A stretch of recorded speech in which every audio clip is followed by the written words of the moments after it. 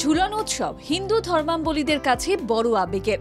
রাধা কৃষ্ণের প্রেম ও মিলনের সঙ্গে জড়িত এই উৎসব নিয়ে শ্রাবণ মাসে বিশেষ আড়ম্বর দেখা যায়।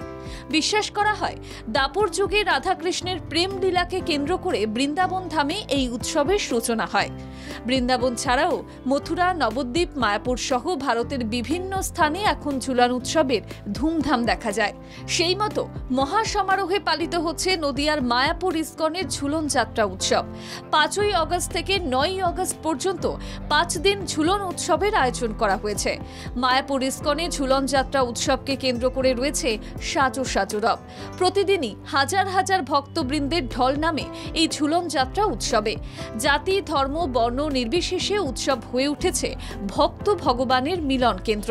জাতি, ধর্ম, বর্ণ নির্বিশেষে সকলেই ভগবানের অপ্রাকৃত ঝুলন যাত্রা অংশগ্রহণ করতে পারেন এবং সারাদিন ব্যাপী বিভিন্ন কার্যক্রম রয়েছে। এই অনুষ্ঠান পরমাত্মার সঙ্গে জীবাত্মার মিলনের উৎসব, ভালোবাসার উৎসব, ভালো লাগার উৎসব এবং ভগবানের সঙ্গে একাত্ম হওয়ার উৎসব। সারা বছরে মায়াপুর ইস্কনের চন্দ্রোদয় মন্দিরে বিভিন্ন আচার অনুষ্ঠান হয়ে থাকে।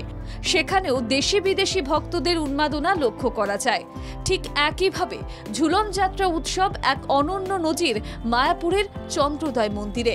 একদিকে যেমন সকাল থেকে হরিনাম সংকীর্তন ও বিভিন্ন আচার অনুষ্ঠান হয়ে আসছে, ঠিক তেমনি গোটা মায়াপুর ইস্কনকে সাজানো হয়েছে আলোকসজ্জায়। প্রতিদিনই ভগবানের সামনে মঙ্গল আরতির মধ্যে দিয়ে প্রার্থনা করা হয়। বিকেল 5টা থেকে রাত্রি 9টা পর্যন্ত ঝুলন পূর্ণিমা উৎসব উপলক্ষে থাকে বিভিন্ন কার্যক্রম। জাতি, ধর্ম, বর্ণ নির্বিশেষে এই অনুষ্ঠানে অংশগ্রহণ করেন দেশি বিদেশি ভক্তরা। তবে প্রত্যেক বছরের মতোই এবছরও মায়াপুর ইস্কনের চন্দ্রোদয় মন্দিরে রাখি পূর্ণিমা ও ঝুলন যাত্রা উৎসব নজর কেড়েছে ভক্তবৃন্দের।